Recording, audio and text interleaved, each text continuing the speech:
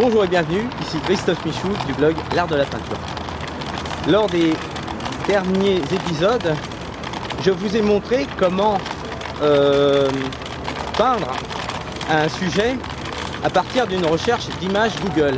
Et j'espère que si vous rencontrez comme moi cette problématique, vous avez pu enfin retrouver de l'inspiration et réaliser de belles choses. Nous avons vu aussi qu'il était important de sortir avec des amis et de s'entourer de personnes positives avec une ambiance festive dans un lieu où vous n'avez pas l'habitude d'aller.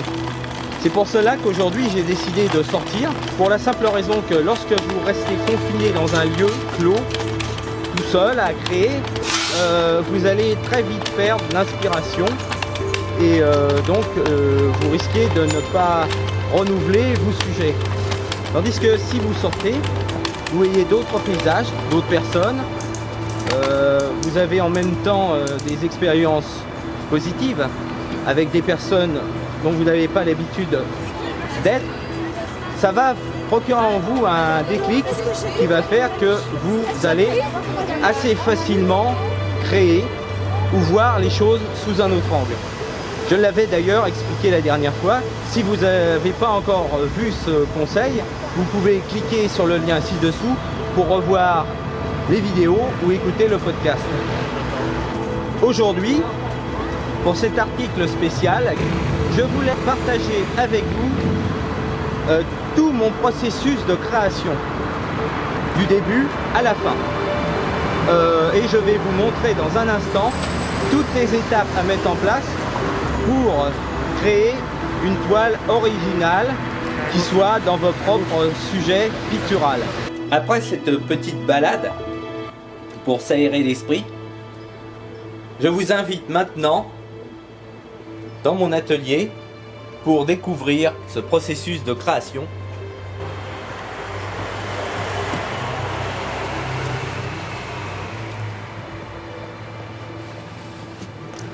Pour l'exercice que je vais vous présenter dans un instant, vous avez besoin d'une toile, de votre imagination et aussi de votre esprit critique. Nous allons aussi retravailler la palette magique et nous allons l'insérer dans notre composition. L'exercice que je vous propose aujourd'hui est tiré de la stratégie Walt Disney. Cet exercice va vous permettre de développer votre imagination et être plus créatif.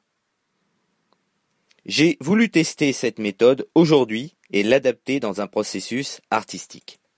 Il se décompose en 3 étapes. Le rêve ou la visualisation, la réalisation, la critique de votre travail. Pour être plus réceptif, vous pouvez faire une balade ou voir une exposition inspirante. Dès que vous rentrez chez vous, posez-vous confortablement dans votre atelier et observez les différents éléments qui vous entourent. Ensuite, regardez attentivement toute la matière que vous avez accumulée, comme les palettes, les différentes toiles et les croquis. Prenez une toile neuve, puis passez à la réalisation. En peignant sans modèle, vous allez trouver votre véritable style pictural tout en étant inspiré.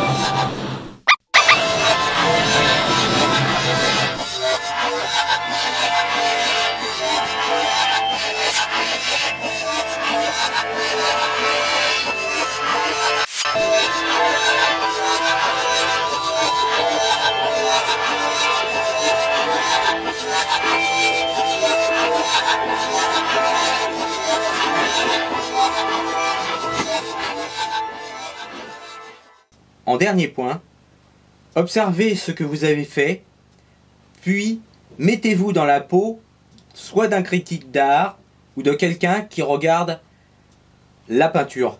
Mais ayez un regard extérieur. Ouais, c'est pas mal, mais ça manque de dynamisme. Puis surtout la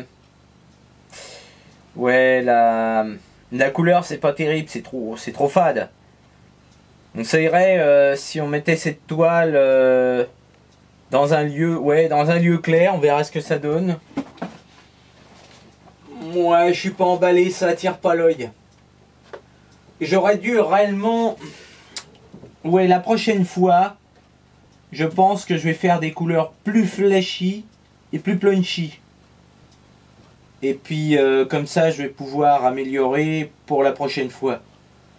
Grâce à ce petit exercice, vous avez pu trouver votre style pictural qui vous est propre. Mais cela demande du travail et vous allez prendre tout ce que vous avez fait pour le retravailler ensuite et l'améliorer. C'est pour cela que cet exercice est très utile pour avancer personnellement. Cette vidéo touche à sa fin. Je vous dis à très bientôt. Au revoir.